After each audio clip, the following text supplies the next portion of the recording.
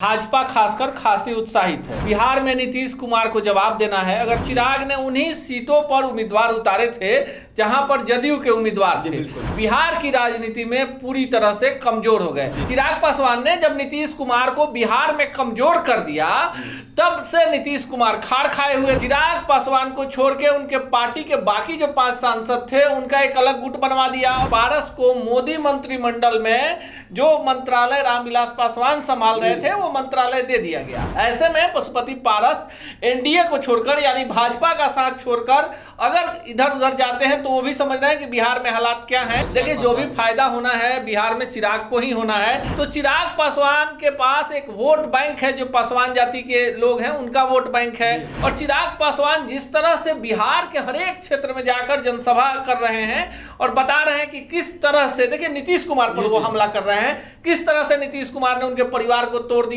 तो कहीं ना कहीं एक सहानुभूति लहर जो है चिराग पासवान के प्रति है। यही कारण है कि चिराग को बाकी घटक दलों के नेताओं की अपेक्षा ज्यादा तवज्जो मिल रही है, क्योंकि विपक्ष जो है पूरे देश में वो कब एकजुट होता है इस विषय को देखिए। नमस्कार, आप देख रहे हैं राजनीतिनामा, जहां दिन भर की बड़ी खबरों पे हम चर्चा करते हैं। आपको बता दें कि जिस तरह से बेंगलुरु में आज विपक्षी एकता की बैठक हो रही है, वैसे में आज दिल्ली में एनडीए भी अपना बैठक कर रही है। लेकिन आपको बता दें कि इस दोनों बैठक से ज़्यादा लोगों को कुछ फायदा नहीं होने वाला है, लेकिन खासकर चिराग पासवान, पशुपति पारस को इसमें फायदा हो सकता है। आपको बता दें कि जिस तरह से चिराग पासवान को लेकर बिहार का समीकरण और गणित तैयार हो रहा है, ऐसे में सवाल खड़ा होता है कि आखिर एनडीए के लिए चिराग पासवान इतना क्यों जरूरी है।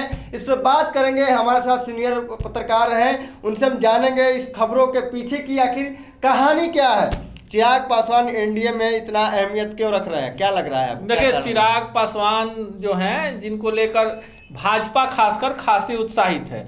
बिहार में नीतीश कुमार को जवाब देना है। अगर 2000 थोड़ी सी हम पीछे जाते हैं, 2020 का बिहार विधानसभा का चुनाव चल रहा था, तो चिराग ने उन्हीं सीटों पर उम्मीदवार उतारे थे जहां पर जदयू के उम्मीदवार थे। भाजपा उम्मीदवारों के खिलाफ चिराग ने उम्मीदवार नहीं उतारे और इसका फायदा हुआ कि नीतीश कुमार बिहार की राजनीति में पूरी तरह से कमजोर हो गए। यही कारण है कि चिराग को लेकर भाजपा जो है कुछ ज्यादा ही उत्साहित है और यही कारण है कि ज्यादा तवज्जो भी मिल रहा है चिराग पासवान। मतलब चिराग पहले उनके फॉर्मूला में फिट बैठे हैं, आजमा चुकी है। जी। अगले प्रश्न और बढ़ते हैं, पशुपति पारस, जो कि आज उनका इंटरव्यू भी हम लोगों ने दिखाया लोगों को।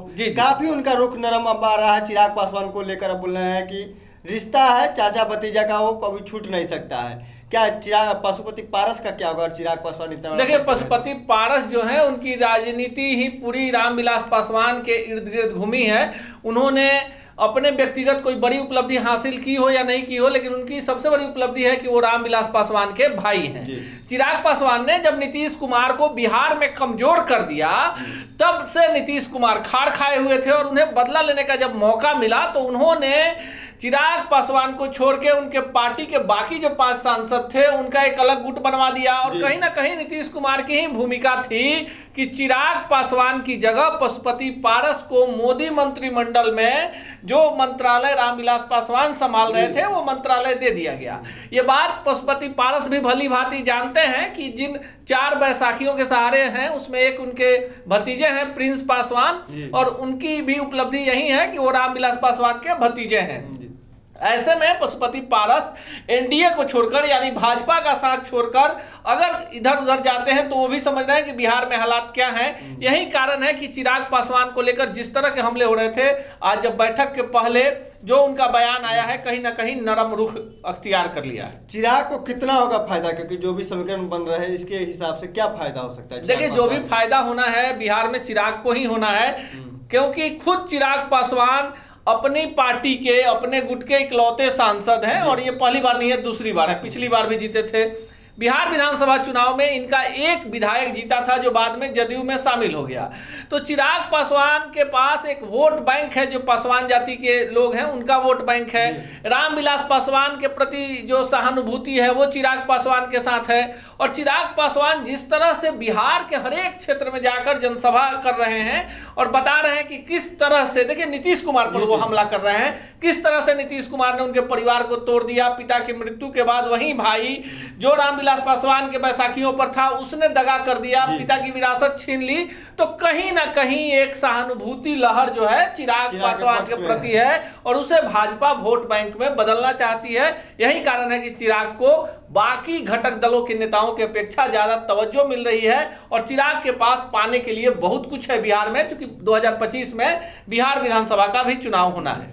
देखिए, मोदी सरकार का 9 साल हो चुका है। अब मोदी सरकार का ऐसे जो राजनीतिक विशेषज्ञ है वो बता रहे हैं कि अब डाउनफॉल चल रहा है बीजेपी का। तो ये आने वाले चुनाव में मोदी लहर कितना इफेक्ट कर पाएगा? देखिए, ये जो निर्णय है हम और आप बैठकर स्टूडियो में नहीं ले सकते कि डाउनफॉल है, क्योंकि विपक्ष जो है पूरे देश में वो कब एकजुट होता है इस विषय को देखिए। जब 2024 का चुनाव होना है और हम लोग जुलाई के मध्य में बैठे हुए हैं, तब विपक्ष एकजुट होता है। उसमें भी कई बड़े घटक दल नहीं है, ओवैसी नहीं है, मायावती नहीं है और कई सारे दल जो हैं उसमें शामिल नहीं है। ऐसे में कहीं ना कहीं ये कहना कि मोदी का डाउनफॉल हो रहा है ये अभी उचित नहीं है। और जो लहर है, देखिए मोदी का जो लहर है युवाओं पर जबरदस्त पकड़ है, महिलाओं पर पकड़ है और एक राष्ट्रवाद का जो एक बड़ा गेम प्लान है बीजेपी का, वो आम आदमी को लगता है कि चलो कम से कम बीजेपी की सरकार है तो देश में बड़े घोटाले नहीं हो रहे हैं, देश की सीमाएं सुरक्षित है, देश का जो आम नागरिक है उसे लग रहा है कि जिन लोगों को हमने चुनकर भेजा है उन पर किसी प्रकार का बड़ा घोटाले का आरोप नहीं लगा है। तो कहीं ना कहीं इस बार का भी चुनाव जो होगा मोदी लहर में ही लड़ा जाएगा। चिराग पासवान पशुपति पारस के बीच में बस एक ही अभी जो सामने विवाद सामने आ रहा है हाजीपुर सीट को लेके,